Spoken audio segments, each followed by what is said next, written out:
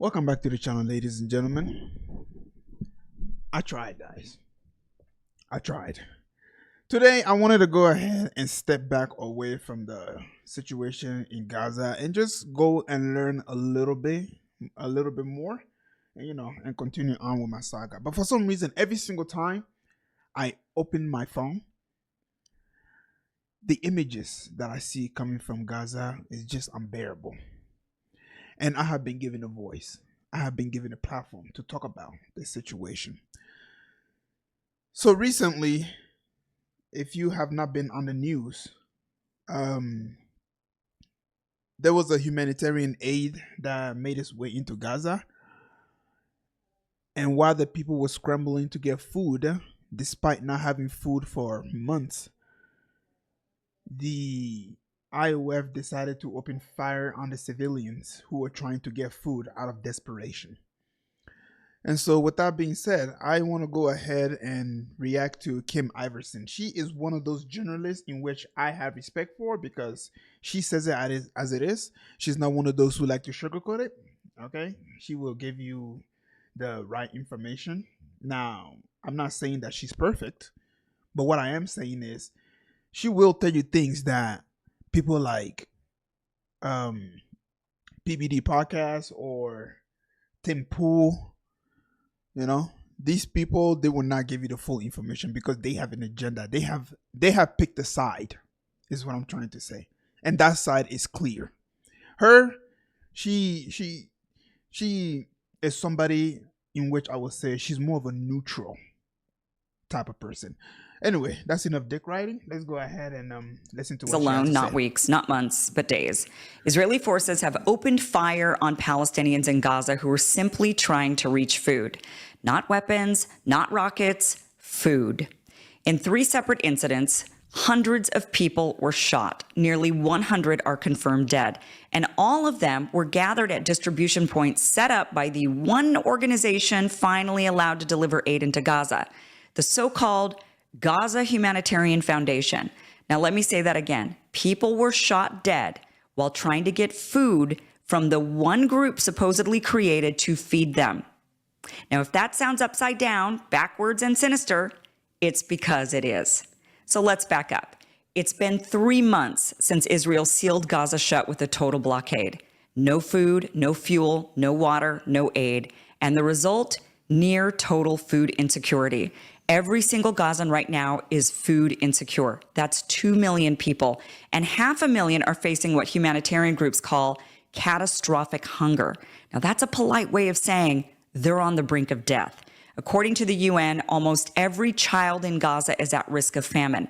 And unless the situation dramatically changes, 71,000 children under 5 are projected to become acutely malnourished over the next year. So, see, this is the reason why I don't want to stop talking about this.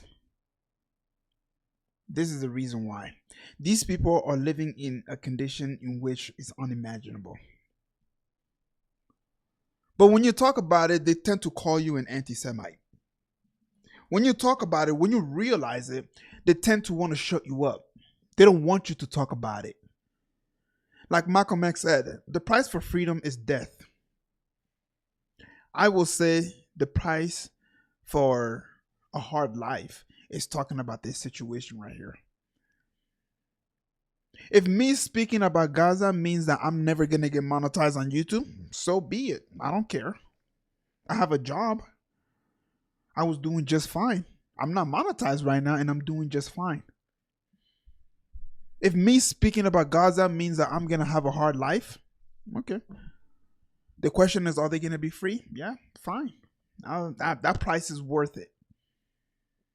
These people have been living under a blockade for over 70 years.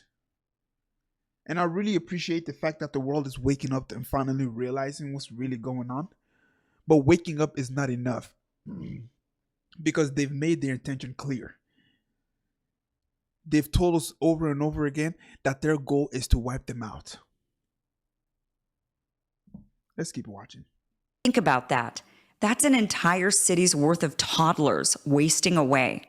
And more than 24 children and elderly have already starved to death. Those are just the ones we know about. Many deaths aren't even recorded because there's no functioning system left to document them. So again, why are people being gunned down at food sites? Well, because the aid sites are controlled by a brand new, made-up organization that no one's ever heard of until just recently, the Gaza Humanitarian Foundation. Sounds noble, right? But it's not some grassroots charity. It wasn't founded by aid workers or UN officials. Nope. It was created by Israel just a few weeks ago, with the full support of the United States, of course. That's right.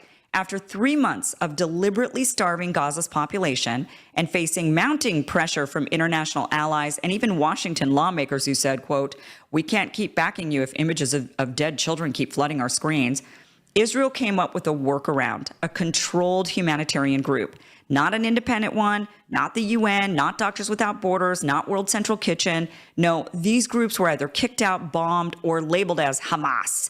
Instead, Israel decided to build its own humanitarian organization, funded by Mossad and the Israeli Ministry of Defense. What could possibly go wrong?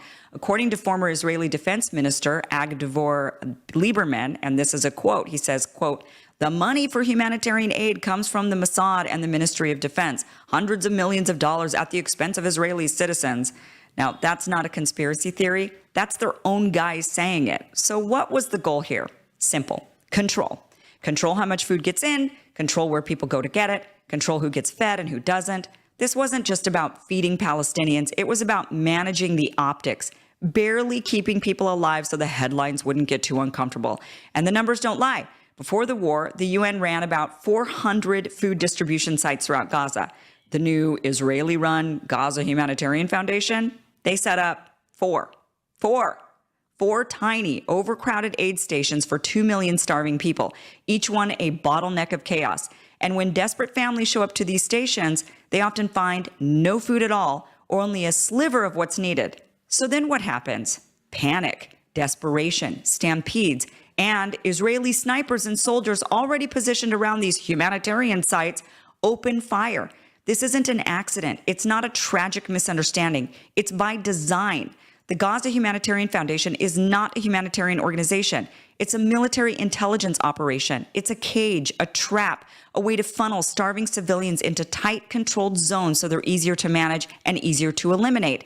And now, after the bloodbath it helped create, the Gaza Humanitarian Foundation announced it's suspending all aid. That's right.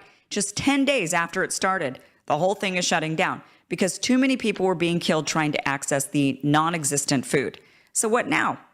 The blockade remains, the famine worsens, aid groups are still locked out, and the few efforts that did exist, corrupt, manipulated, militarized, have now vanished.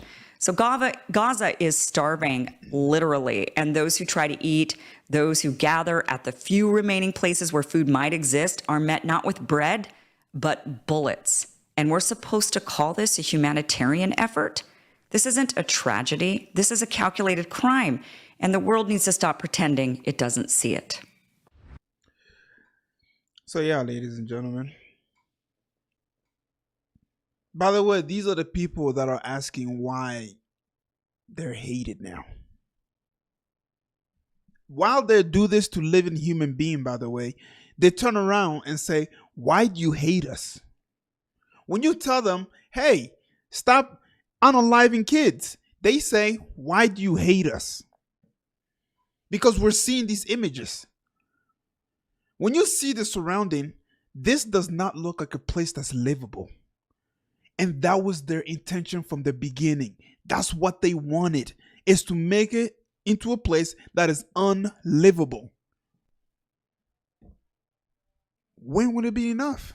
Truth of the matter is that, like I said, they've said it over and over again that they want to wipe these people out. So although we have realized, it's not gonna make them stop. They still want to continue with the genocide. They still want to wipe all of them off that area completely. I wanted to make a video about something else today. I wanted to just, go ahead and just talk about something else because, I don't want to make this video solely about, geopolitics and talk about, Gaza constantly and stuff like that. Why? Because I'm somebody who's a layman. I don't want to, dive too far into this and then become nothing more than just geopolitics spokesman and stuff like that because, but truth of the matter is that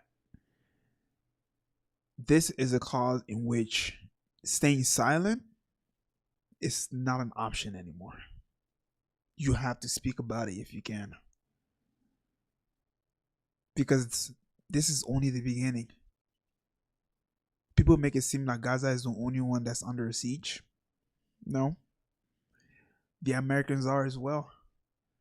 If you don't believe me, go out there. Because you can go out there and say, fuck the white, fuck the black, Asians, Muslims, Christians, fuck Hindus. But there's a specific group that you cannot say that to. And you tell me who those people are. If you're not under a blockade, why can't you say it? Even me trying to give you an example here, I don't even want to, but I'm sure you know exactly who I'm talking about, though. Yeah. I mean, I don't know what else to say, guys. I really hope you learned something from this video. I'll try to make a video about something else, but yeah. If you made it this far, please don't forget to leave a like and subscribe. And yeah, catch you guys up later.